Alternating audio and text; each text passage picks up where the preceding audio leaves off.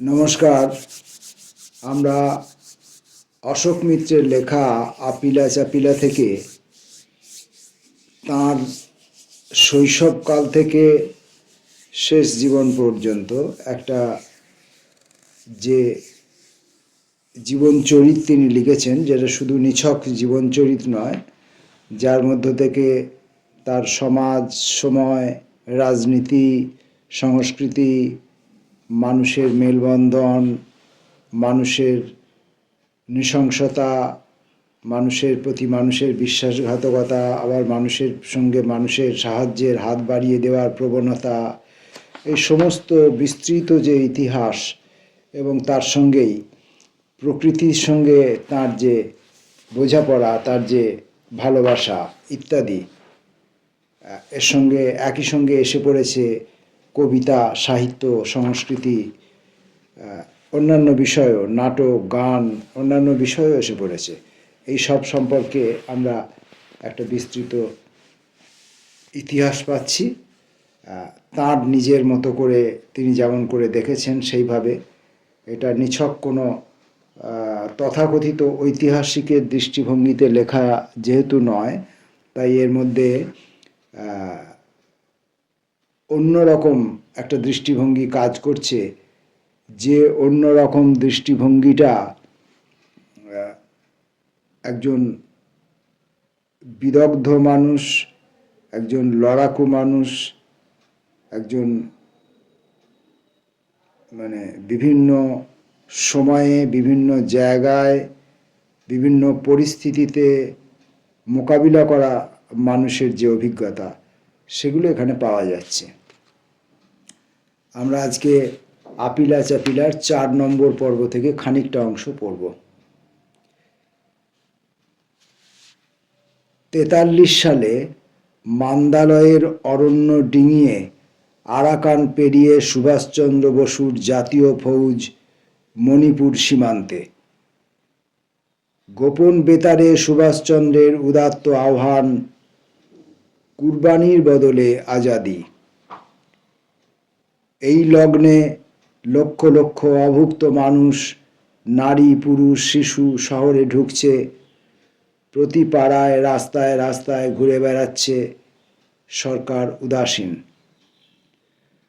তখন আর ভাত ভিক্ষা করে পাওয়ার সম্ভাবনা পরপারে। মানুষগুলি খুদ ভিক্ষা করছে, ফ্যান ভিক্ষা করছে। কোনো কোনো গৃহস্থ দুয়ারে হয়তো বা পাচ্ছে, কিন্তু অধিকাংশ উচ্চবিত্ত, মধ্যবিত্ত শ্রেণীভুক্তরা নিজেদের গৃহস্থ দুয়ারে সংসার পরিজনের সংস্থান নিয়ে ব্যস্ত। ওই রকম সময়ে যাদের সামর্থ্য আছে, তারাও স্পষ্ট বোঝা গেল নির্দয়তার উপাসক, হৃদয়হীন। এখানে ওখানে ক্বচিৎ একটি দুটি সরকারি লঙ্গরখানা, একটি দুটি বেসরকারি লঙ্গরখানা, কিন্তু যে মানুষগুলোই খিদেই ধুঁকছে, তারা একের পর এক ক্রমশ রাস্তায় মুখ থুবড়ে পড়ছে। দয়ালু কেউ কেউ তাদের জিজ্ঞাসা করছে, কিরে, হাসপাতালে যাবি? সাড়া দেওয়ার মতো শারীরিক শক্তি অধিকাংশেরই নেই। যাদের আছে, তারা কোনো ক্রমে ঘাড় নেড়ে অস্ফুট উচ্চারণ করছে, না, একটু ফ্যান দাও বাবা। এই মর্মান্তিক সময়, এই মর্মান্তিক দৃশ্য, এই মর্মান্তিক ইতিহাস আমরা বিভিন্ন রচনা থেকে ইতিমধ্যেই শুনেছি, পড়েছি। প্রায় মরা মানুষগুলোকে ডিঙিয়ে কলেজে যাই। এত ভয়ঙ্কর দুর্বিপাক মধ্যবিত্ত, উচ্চবিত্তের দৈনন্দিন দিনাতিপাতের কর্মসূচিতে কিন্তু তেমন কোনো ব্যাহত হয় না। অথচ অকুণ্ঠ স্বরে বলতে হয়, কমিউনিস্ট পার্টি ও সেই দলের কর্মীদের দিনের পর দিন ধরে ত্রাণের কাজে লেগে থাকার কথা। এটা আমাদের কিছুদিন আগে যে অতিমারি দেখা দিয়েছিল, সেই সময়েও অন্য রাজনৈতিক দলগুলো যেখানে রাজনীতি করতে ব্যস্ত, চুরি চামারিতে ব্যস্ত, মানুষকে বিপদে ফেলায় ব্যস্ত, সেই সময় রেড ভলেন্টিয়ার্সের দল এই কমিউনিস্ট পার্টি, বিশেষত সিপিআইএমের কর্মীরা রাস্তায় নেমে বাড়িতে বাড়িতে নিজের জীবন বিপন্ন করে যে কোনো সময় যা প্রচার ছিল সেই প্রচারের আবহের মধ্য দিয়ে তাদের সীমিত অর্থনৈতিক ক্ষমতাকে কেন্দ্র করে ভর করে তারা মানুষের কাছে সাহায্য করেছে। একমাত্র তারাই সাহায্য করেছে। অন্য কোনো রাজনৈতিক দলকে বা তাদের দলের কর্মচারীকে আমরা এইভাবে রাস্তায় বেরিয়ে এসে সাহায্য করতে দেখিনি। আর কিছু অসংগঠিত সংস্থা বিভিন্ন রকমভাবে সাহায্য সহযোগিতা করেছে, সেটা অবশ্যই করেছে, কিন্তু রাজনৈতিক দল হিসাবে একমাত্র এরাই। তাহলে এদের একটা ঐতিহ্য রয়েছে, এদের একটা ইতিহাস রয়েছে। কমিউনিস্ট পার্টি সেই মুহূর্তে খুব একটা ভালো অবস্থানে নেই। জনযুদ্ধ নীতির ফলে সাধারণ মানুষের মনে দল সম্পর্কে দ্বিধা ছাপিয়ে সন্দেহ ছাপিয়ে বিতৃষ্ণা, ক্রোধ। মাত্র 1 বছর আগে ঢাকা শহরের পূর্ব প্রান্তে তরুণ কমিউনিস্ট কর্মী, প্রতিভায় ভরপুর তরুণ সাহিত্যিক সোমেন চন্দ সমাজ বিরোধীদের হাতে নিহত হয়েছেন। সারা দেশ জুড়ে শিল্প সাহিত্যিকদের মধ্যে তা নিয়ে গভীর বিক্ষোভ ও চিৎকৃত ধিক্কার। কিন্তু মানতেই হয়, ঢাকা শহরে বিশেষ শোরগোল নেই। এমনও বলতে শোনা গেল, হাজার হলেও ছেলেটা বিপদগামী ছিল, কমিউনিস্ট দলে নাম লিখিয়েছিল। কমিউনিস্ট হলে সে হলো বিপদগামী। এই হচ্ছে রাজনৈতিক প্রচার অপপ্রচারের ফলে মানুষের ভেতরে রাজনৈতিক চেতনা। এই মানসিকতার মানুষগুলিও বিতৃষ্ণাবোধ আস্তে আস্তে উবে যেতে শুরু করলো কমিউনিস্ট কর্মীদের ত্রাণের কর্তব্যে অভাবনীয় অধ্যাবসায় ও একনিষ্ঠতা দেখে। কয়েক বছর আগে বন্দি মুক্তি আন্দোলনে অবশ্য কংগ্রেস এবং সেই সঙ্গে বিভিন্ন শাখার বামপন্থী গোষ্ঠী সম্মিলিত প্রয়াস চালিয়েছিল। একটু একটু করে বেশ কিছু রাজবন্দী 1939 সাল থেকে শুরু করে পরের কয়েক বছর জেল থেকে ছাড়া পেয়েছিলেন। তাদের একটি বড় অংশ কারাভ্যন্তরে মার্ক্সবাদে দীক্ষিত হয়েছেন। কমিউনিস্ট পার্টির প্রতি আনুগত্যের শপথে তারা অবিচল। জনযুদ্ধ নীতি ঘোষণার খানিক বাদে কমিউনিস্ট পার্টির উপর নিষেধাজ্ঞা প্রত্যাহিত। একদা ঘোর স্বদেশী বোমা পিস্তল নিয়ে শাসকদের উপর চড়াও হয়েছিলেন যে যুবক কুল, তাদের অনেকের মধ্যেই কমিউনিস্ট বনে যাওয়ার এক ধরনের কুজ্ঝটিকা সমাচ্ছন্ন মনোভাব বাঙালি মধ্যবিত্তর উপর চেপে বসল। 42 সালে কিংবা তারও আগে যারা জেল থেকে বেরিয়ে এসেছিলেন, তাদের মধ্যে কেউ কেউ আগস্ট আন্দোলনে যোগ দিয়ে কারাকক্ষে প্রত্যাবর্তন করলেন। যারা কমিউনিস্ট হয়েছিলেন তারা করলেন না। এই দোলাচলের মধ্যে মধ্যবিত্ত মানুষ দুর্ভিক্ষের করাল বিভীষিকায় অভিজ্ঞ হলেন, যা তাদের স্বার্থপর হতে শেখালো। সেই সঙ্গে তাদের মনে সুভাষচন্দ্রের আবেগে উত্তাল করা আহ্বানের ঘোর ও কমিউনিস্ট দল ও কর্মীদের সম্পর্কে বিতৃষ্ণার পাহাড় একটু একটু করে উঁচু হয়ে উঠছিল। অথচ ঠিক সেই মুহূর্তে নতুন অভিজ্ঞান, মধ্যবিত্ত স্বার্থপরতার দুয়ো দিয়ে কমিউনিস্ট কর্মীরা দুর্গতদের, বুভুক্ষুদের, মরণাপন্নদের সাহায্যে নেমে পড়েছেন। তাদের উদ্যমের তুলনা নেই, তিতিক্ষার তুলনা নেই, আত্মত্যাগের তুলনা নেই। নানা সমাজসেবী প্রতিষ্ঠান ত্রাণ কার্যে অংশ নিয়েছিলেন। তাদের দিকে কমিউনিস্ট কর্মীরা সহযোগিতার হাত বাড়ালেন, তাঁরাও বাড়ালেন। গোটা বাংলায় 30-40 লক্ষ মানুষের মৃত্যু ঠেকানো গেল না, কিন্তু মধ্যবিত্ত শ্রেণী কমিউনিস্ট পার্টির প্রতি ঈষৎ অনুকম্পায়ী হতে শিখলেন। মজুদ্দারদের বিরুদ্ধে কমিউনিস্টরা ঝাঁপিয়ে পড়েছে, তারা নিজেরা পড়েনি, সেই লজ্জা তাঁদের। তবে তাদের পক্ষে যুক্তি ছিল দুর্ভিক্ষের প্রধান হোতা বিদেশি শাসকবৃন্দ, যাদের বিরুদ্ধে কমিউনিস্টরা সরব হতে সেই প্রলয়ঙ্কর মুহূর্তে আদৌ ইচ্ছুক ছিলেন না। কমিউনিস্ট পার্টির মধ্যে সে সময় দুঃসহ টানাপোড়েন। সোভিয়েত দেশকে না বাঁচালে ভবিষ্যতের সোনালী সমাজ স্বপ্ন নিশ্চিহ্ন হয়ে যাবে। সেই স্বপ্নকে বাঁচাতে হলে মিত্রপক্ষকে সমর্থন না করে উপায় নেই এই মহাযুদ্ধে, কিন্তু সাধারণ মানুষকে এই তত্ত্ব বোঝাতে কালঘাম ছুটে যায়। গ্রামে-গঞ্জে, শহরে-বন্দরে সামাজিক দ্বন্দ্ব, যার মুক্তি স্নানে অবগাহন করে কমিউনিস্ট পার্টি অন্তত বাংলার মাটিতে গভীর শিকড় গাঁথল।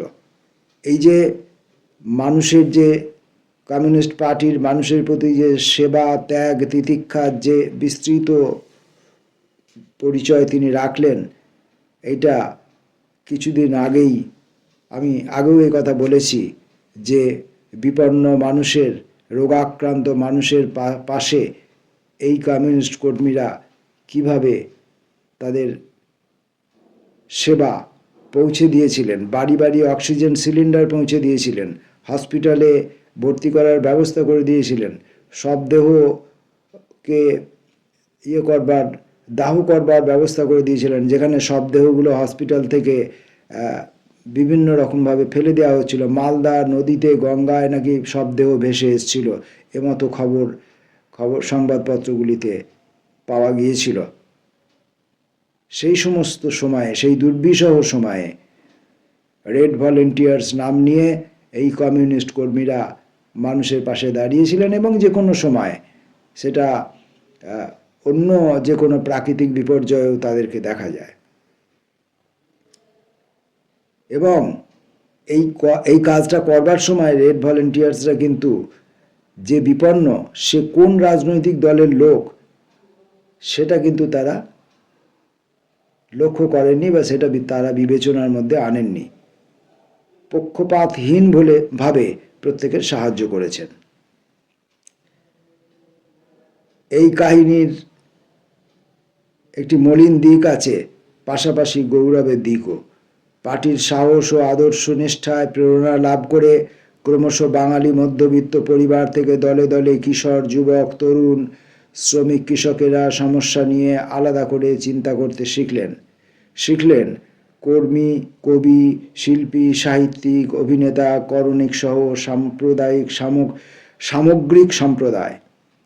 ঊনবিংশ শতকের বাঙালি উজ্জীবন নিয়ে অনেক চর্চা ও গবেষণা হয়েছে, কিন্তু ভারতীয় গণনাট্য সংঘ, প্রগতি লেখক ও শিল্প সংঘ ইত্যাদির নায়কত্বে যে সাংস্কৃতিক বিপ্লব 40-এর দশক থেকে শুরু করে তার পরের অন্তত 30 বছর বাঙালি জীবনকে রাঙিয়ে দিয়েছিল, তা নিয়ে তেমন তন্নিষ্ঠ আলোচনা এখনো হয়নি।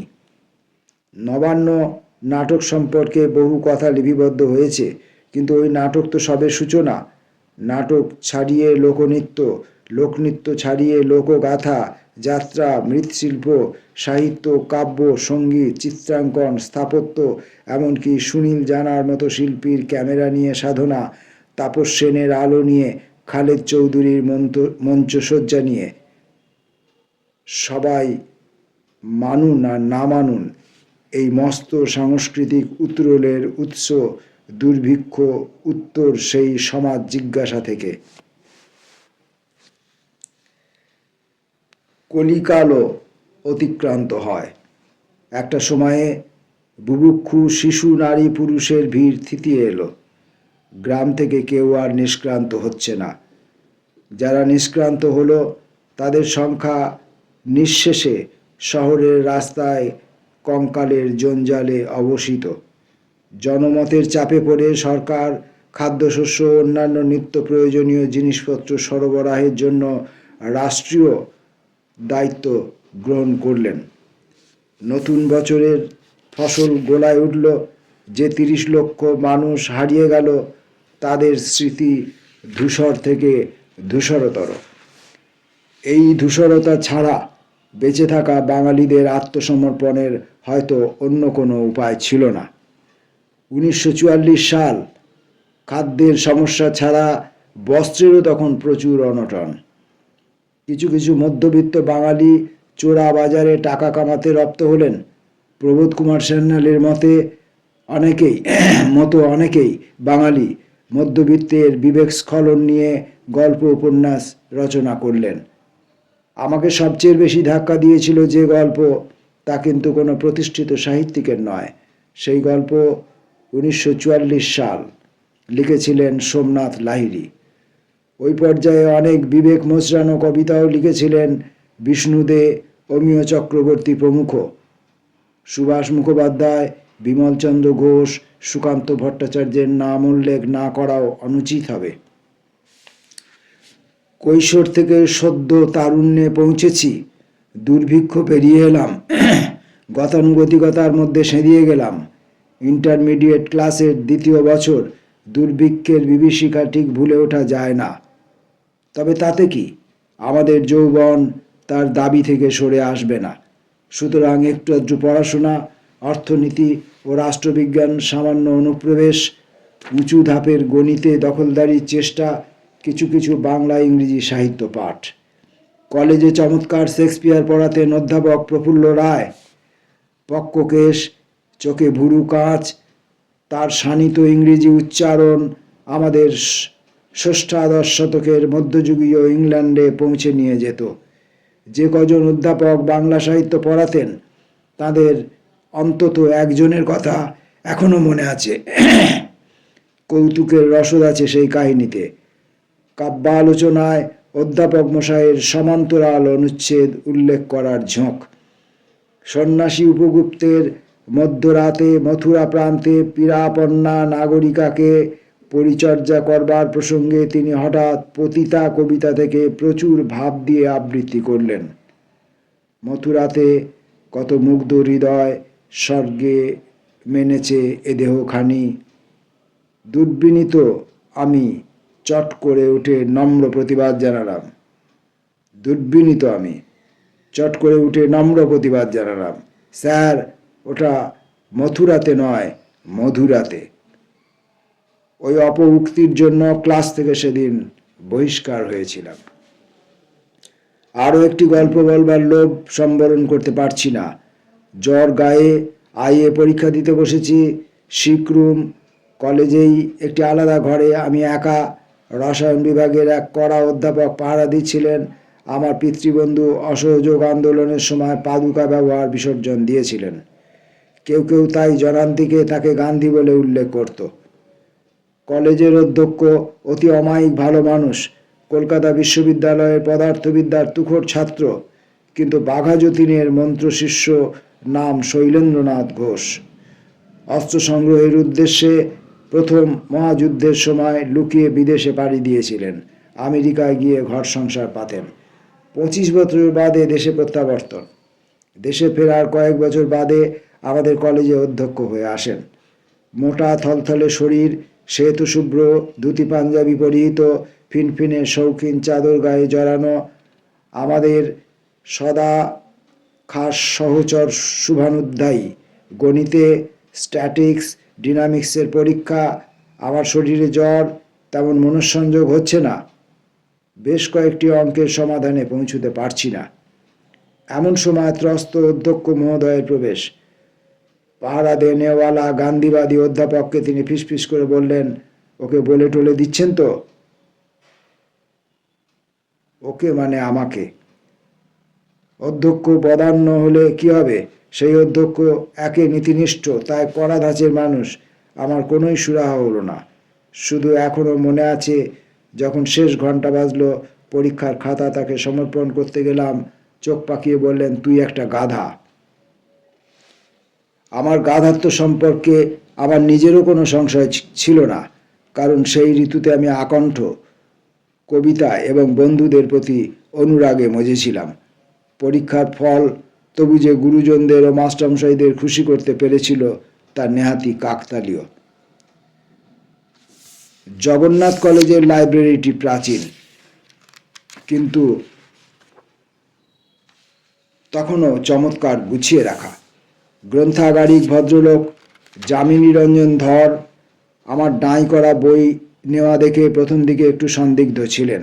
হয়তো ভেবেছিলেন আমি পড়া খেলা করছি, বই নিচ্ছি। পরের দিনই বই ফেরত আনছি, নতুন বই নিচ্ছি, আবার ঝটপট ফেরত দিচ্ছি। কয়েক সপ্তাহ বাদে বুঝলেন বইয়ের প্রতি আমার আগ্রহ নিছক লোক দেখানো নয়। নিজেই তিনি তখন বই পড়লে উপকৃত হব সেই উপদেশ দিতে শুরু করলেন। একসঙ্গে 8টি বই বাড়ি নিয়ে যেতে দিতেন। আমার উৎসাহের শেষ নেই। ইন্টারমিডিয়েট পড়বার ওই 2 বছর সাহিত্য, কাব্য, ইতিহাস, দর্শন সংক্রান্ত যত বই পড়েছি তা বোধহয় পরবর্তী কোনো পর্যায়ে ছুঁতে পারিনি।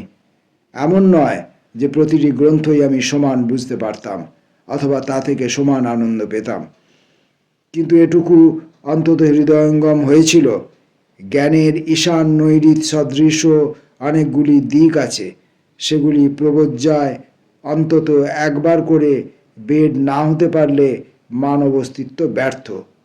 কি পড়তাম তখন? এককারি, Aldous Huxley, D H. Lawrence, Bernard Shaw, Ibsen, Hamsun, Balzac, Chekhov, Dostoevsky, Maeterlinck, এমনকি বাল্টিক ঔপন্যাসিক সিলান পা পর্যন্ত।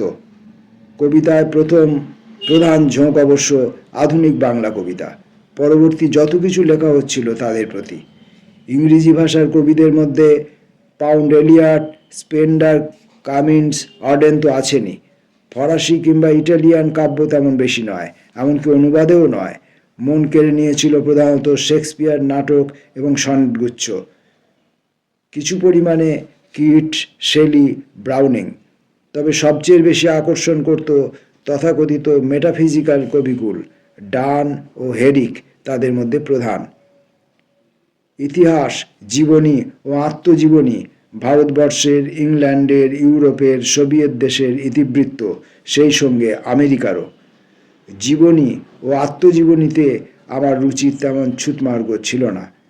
দেশ বিদেশের রাজনৈতিক নেতাদের জীবনী যেমন পড়তাম, তেমনি ক্রিকেটবিদদের কিংবা চিত্রজগতের নায়ক নায়িকাদের পর্যন্ত, নয়তো বারবেজ অথবা বিয়ার বম ট্রির মতো মস্ত অভিনেতাদের।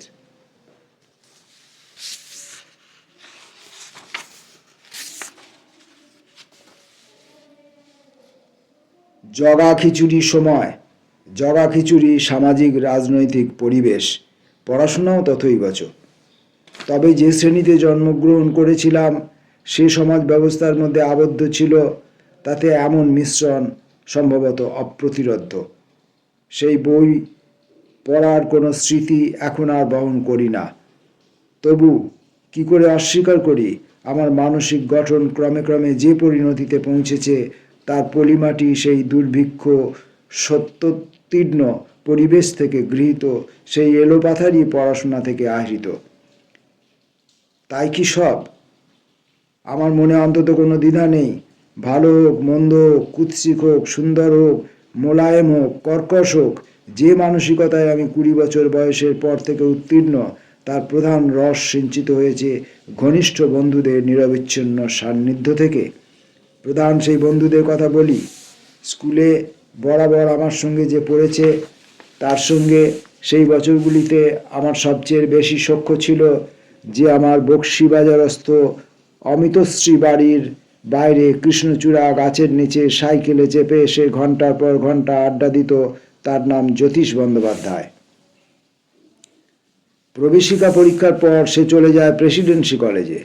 কলেজ স্ট্রিট ও হ্যারিসন রোডের সংযোগস্থলে অবস্থিত ওভারটুন হলের YMSC আবাসনে সে থাকত।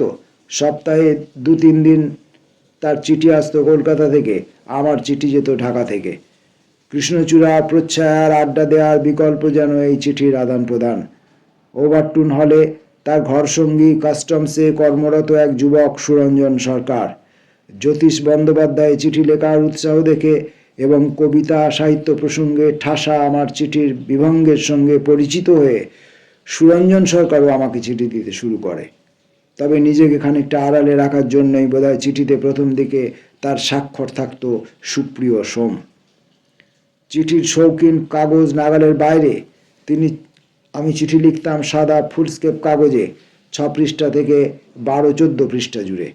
জ্যোতিষের চিঠি স্বল্পায়ত, কিন্তু সুপ্রিয় সোম নামী ছদ্মবেশীর আমার সঙ্গে দৈর্ঘ্যের প্রতিযোগিতায় পাল্লা দিয়ে যাওয়া।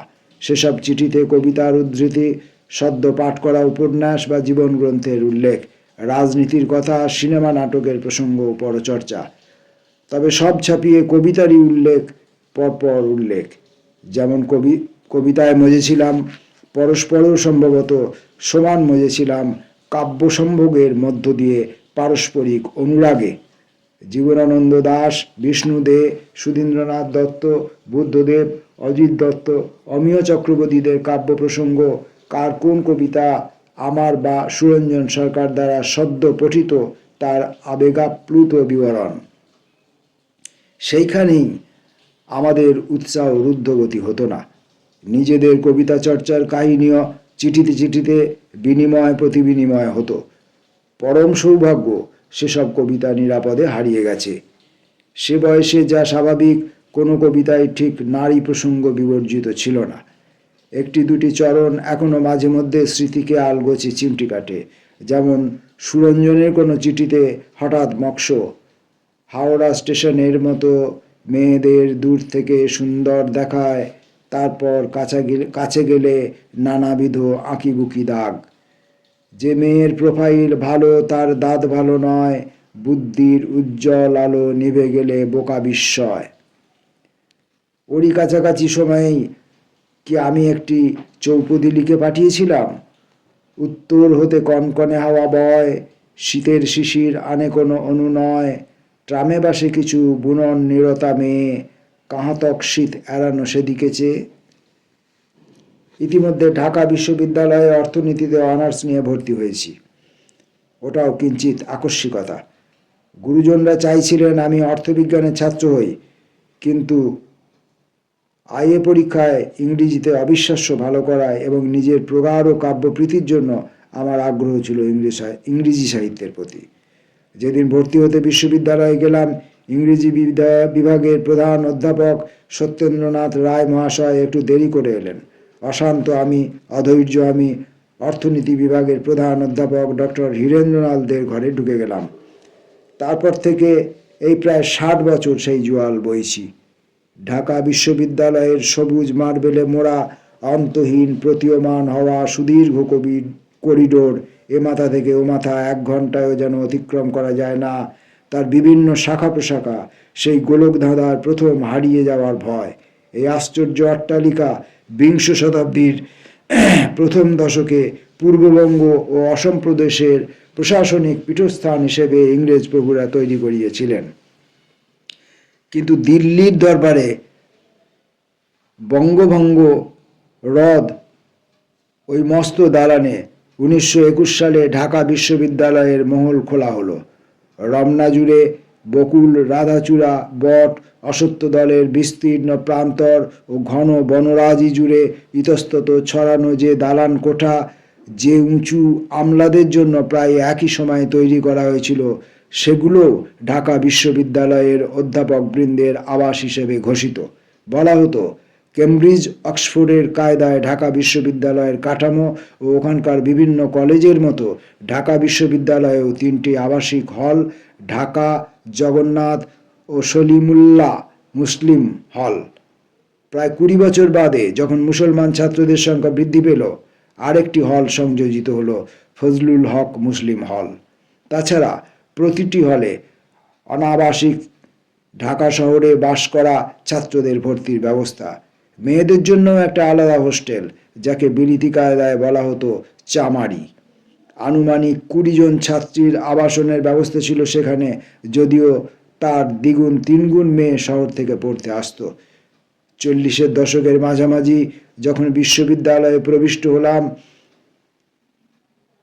4 হলো মিলিয়ে ছাত্রছাত্রীর সংখ্যা 4 হল মিলিয়ে ছাত্রছাত্রীর সংখ্যা অন্তত 2000, যার মধ্যে মেয়েদের সংখ্যা 200। অনাবাসিকদের মতো প্রত্যেকটি ছাত্রীকেও কোনো একটি হলের সঙ্গে যুক্ত থাকতে হতো। আজকে পড়া এই পর্যন্ত রেখে নিবৃত্ত হচ্ছি, কারণ পড়াটা একটানা হয়ে যাচ্ছে। থেমে থেমে, বুঝে বুঝে বা নিজের কিছু প্রাসঙ্গিক যে কথা নিজের মনে আসছে সেগুলো বলতে গেলে পড়তে অনেক বেশি সময় লেগে যাবে। ভিডিওর মধ্যে সেটা সম্ভব হবে না। এমনিতেই একটা পর্বকে আমাকে 2টো ভাগে, হয়তো ভবিষ্যতে 3টে ভাগেও পড়তে হতে পারে। তো কিভাবে অশোক মিত্র, যিনি ইংরেজি সাহিত্যে ভালো ফল করেছিলেন এবং ইংরেজি সাহিত্য নিয়েই যার পড়াশোনা, তিনি কিভাবে ইংরেজি সাহিত্য নিয়ে পড়তে গিয়েও ঘটনাচক্রে